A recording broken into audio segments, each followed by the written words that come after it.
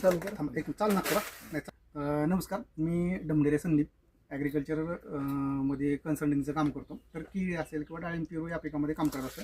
तर या ठिकाणं हे बंडलकर साहेब आहेत.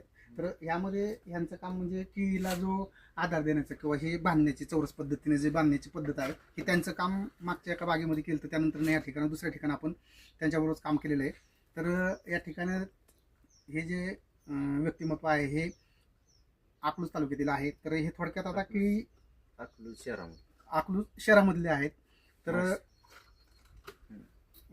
ते त्यांचं थोडक्यात नाव वगैरे सांगतील आणि केळीच्या बागेबद्दलचं थोडक्यात त्यांचं मनोगत सांगतील, काय वाटतं त्यांना आतापर्यंत. नमस्कार, मी संतोष बाळासाहेब बंडलकर, मुक्काम पोस्ट तांबे, तालुका माळशिरस, अकलूज शहराच्या शेजारी. तर या साहेबांच्या संघ डेरे साहेबांसंग आम्ही काम केले आता 2-3 महिने झाले. तर त्यांच्या बागाचं खास वैशिष्ट्य आहे की 1 नंबर क्वालिटीच्या बागा आणतात. कमी खर्चामध्ये चांगलं मार्गदर्शन करून ही बाग आणलेली आहे. तर ही बागाची साईज बघा अशी आहे.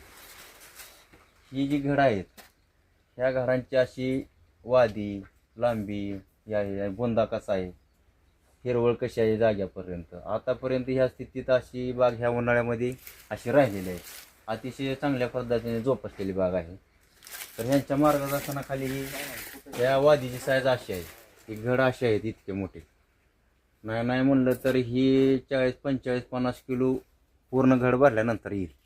आणि ही बोंद्याची साईज पण अशी आहे बघा. बोंदा ही असा ही बोंद्याची साईज आहे. ही बोंदा आहे. ही बोंद्याची साईज सगळ्यात मोठी आहे आतापर्यंत.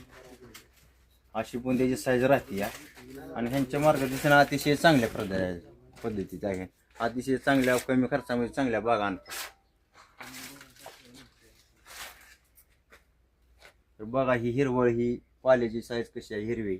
आतापर्यंत असा हिरवा पाला आणि गडांमधला जो गॅप पाहिजे तुम्हाला, दोन म्हणजे हा गड आहे, या दोन फण्यांमधला फिलिंग द गॅप हा सगळ्यात महत्वाचा राहतो.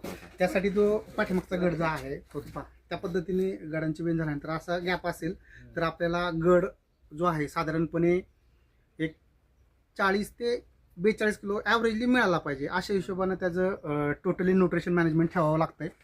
हे सगळ्यात महत्वाचं आहे. अतिशय धन्यवाद सर. ओके, असू द्या सहकार्य करा.